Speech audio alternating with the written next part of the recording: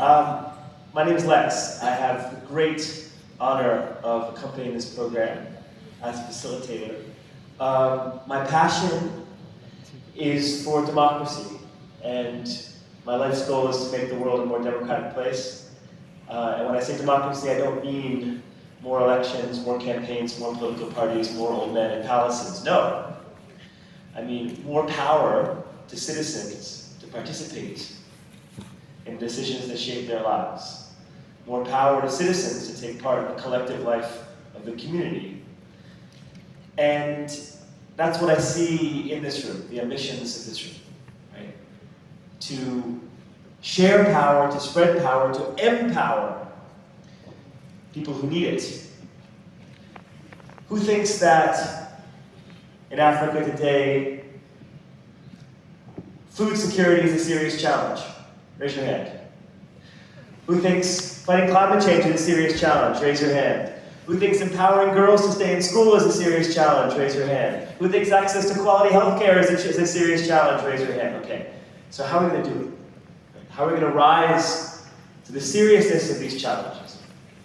Well, my role is very simple. There is an enormous intelligence in this room. How are you going to organize it? How are you going to harness it? How are you going to choose what to do with it? Well, the School of Collective Intelligence, we study what is the best way to organize, compose, harness, direct the intelligence of a group. There are 3 questions you have to answer to produce collective intelligence. Who, how many? Who is in the group? How diverse is the group?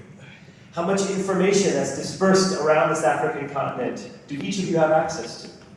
How motivated are the individuals in the group to participate? That's the who. The how, well, that's where facilitators come in to help create sessions and formats where people can think together, create new ideas, take decisions, build a common story. And the third, how many?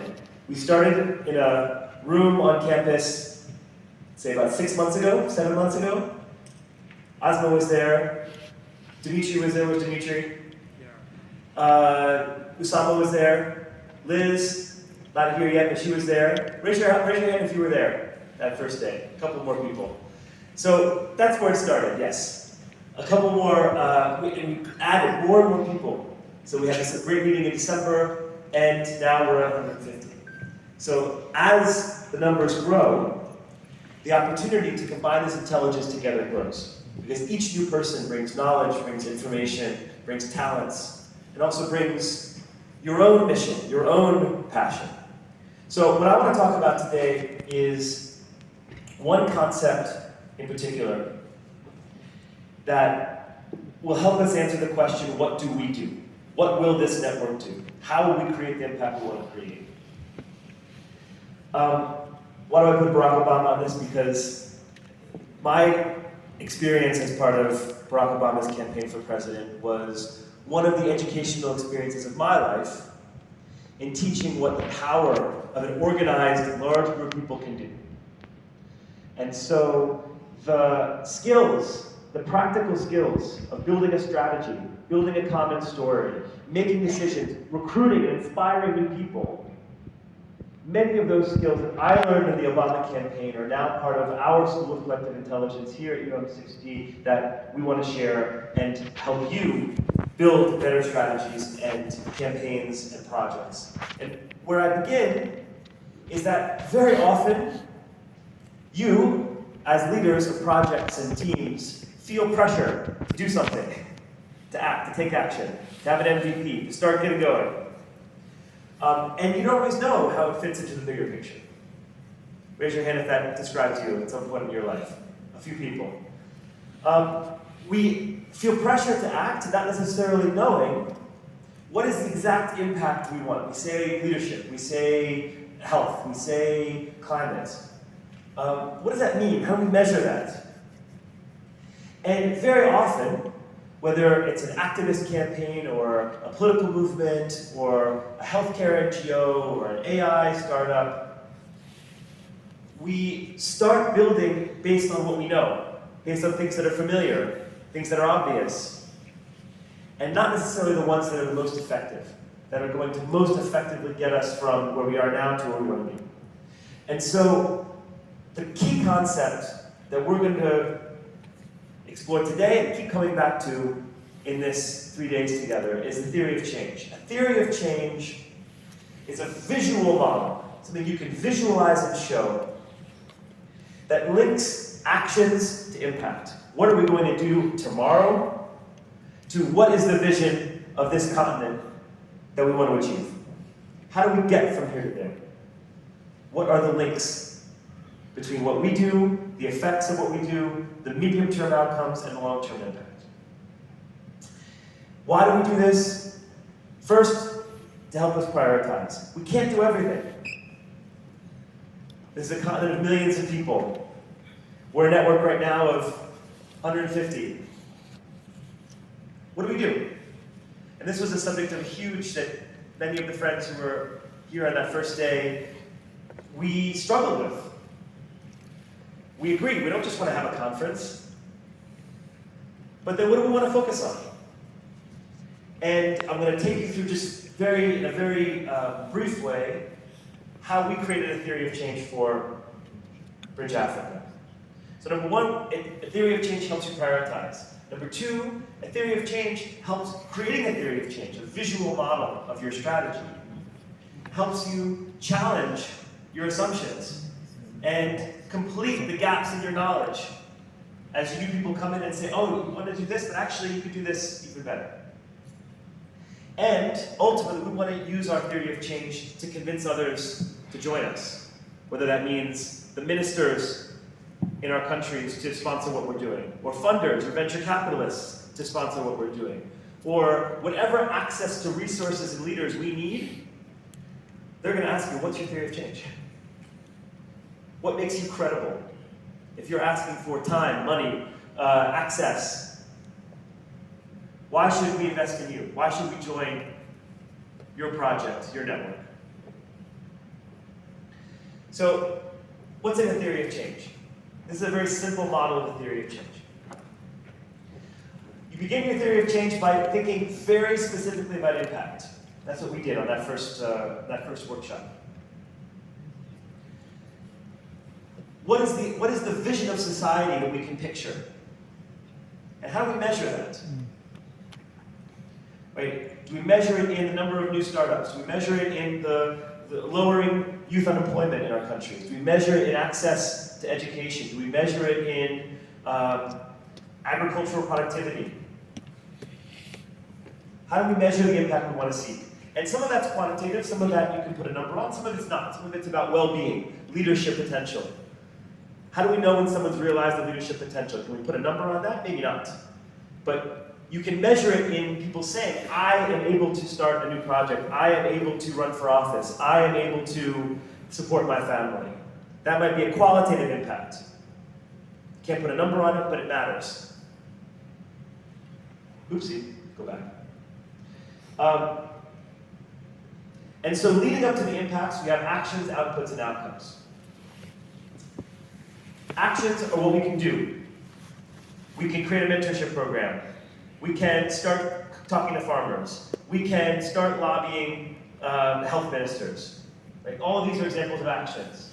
We can organize a rally. We can do a door-to-door campaign. All of these are different actions we might do as part of a campaign or a project. Each action has an output. The output is the immediate effect of what you do. So if your action is a door-to-door campaign on mother-child health, the output is, now we have 500 mothers in this community who know about better practices for their children, for their babies. That's an output. That's the direct effect of what you do, the action, tomorrow. An outcome is the intermediate impact. So it could be that this mother over time becomes more empowered, or their children have better learning in school because they had better health as babies. Right? That could be the outcome for that family. The outcome could also be collective. A new law is passed. A new budget is created for mother-child health. Those are outcomes. And the impact is healthy families. And how do we measure healthy families? Right? And you find the measures that you think are appropriate. So you guys see what I mean? Actions, outputs, outputs together lead to outcomes, outcomes lead to impact. Does it make sense? Yep. And then to make this possible, we return all the way to the beginning and say, okay, in order to act, what do we need? And that's when we talk about drivers, or catalyseur en français, drivers in English. Right? And they can be internal, the resources we need to have, the knowledge we need to have, the data we need to have, the money we need to have in order to be able to act. Or they could be external, the legal environment, the funding environment, the infrastructure. Right? We need to have an understanding, what are the drivers necessary for the action to be possible? Creating this theory of change allows us to prioritize. We don't just do the actions that whenever we think of, we choose the actions most likely to lead to the impact. That's the purpose of a theory of change. We don't waste time. We take the resources we have, we put it to where they can do the most good. More or less clear up until there? Okay, so we started this conversation, was it October? What month was it? It was October, wasn't it? And we had an interesting, I would say an interesting debate in that very first conversation about what this network could do. And this was just the first step in a conversation that now you are going to contribute to. Because the strategy, the theory of change is never finished. A theory of change is always an iteration. We make a version, we make a second version, we make a third version, we make a fourth version. Each version gets better, stronger, smarter. But this debate in that first conversation we had, and some of you were here for it, do we choose a big project to work on together? Let's say youth employment, or let's say women's health, or something around farming and food security. And there are people who thought, yes, that would be great for this network, to all choose one big project and work on it together. And then we sort of debated that a little bit, and Liz, who's going to be coming shortly, kind of took the floor and she was like, actually, to be realistic, we can't expect each individual person here who's so busy, you all have your individual projects, your individual passions. We don't want people to feel that they have to give those individual goals up to join the collective goals of this network. And Liz was very convincing on this point. And so we began going in this new direction, thinking about, okay, how can we define impact in a way that was flexible, that every single individual leader in the program could see themselves and their goals and their passions in the theory of change for the network. And so, the impact statement, and this, as I say, is just a first draft. What does Bridge Africa exist to do? We exist in order to help young African leaders in all domains achieve their full potential. That is why we exist. What does that mean, achieve their full potential? And then we started talking. How do we measure that? Well, what does full potential mean? It means that anybody who takes part in this program becomes personally masterful in the skills they need, right? Whatever the mastery is that you need in fundraising, communication, technical skills, experimental methods, advocacy. Attaining positions of responsibility, that can be measured. How well are you progressing in your careers? How well are you achieving your funding goals, or your advocacy goals, or your academic and research goals? Growing the impact of your projects. And here we decided to be agnostic. You decide how to measure the impact of your projects. Again, is it funding? Is it the number of people you hire? Is it the number of ministers who are taking your phone calls and taking your advice? Those are great measures. And finally, international recognition. For you to achieve your leadership potential, we said, it involves a combination of your own skills and those skills being recognized, those skills achieving an impact, those skills leading to projects that can help the world. So this is how, in the first discussion in October, we thought about what would be the way we define impact for this network. And then we return, so that's the first step in a theory of change, and we return back to actions. Okay, well, what could we do? Well, we already had the idea of this summit as a yearly event, but what would that help? Well, how would that help us achieve this impact that we wanted? And so we started thinking about working groups, and people could begin to focus on areas of the network that matter to them. So we have our strategy working group. Raise your hand if you're in the strategy. Few, good. Training, communications, and who am I leaving out? Networking? Network building, thank you, network building. And there was I always forget one. Branding. Advocacy. Advocacy. And raise your hand if you're in advocacy. Okay, yeah. So, in December, these working groups began to form. And the goal is tomorrow, everyone here, you will all join a working group. You can join multiple working groups, but tomorrow you're going to join a first one and begin to develop the action plan for that working group.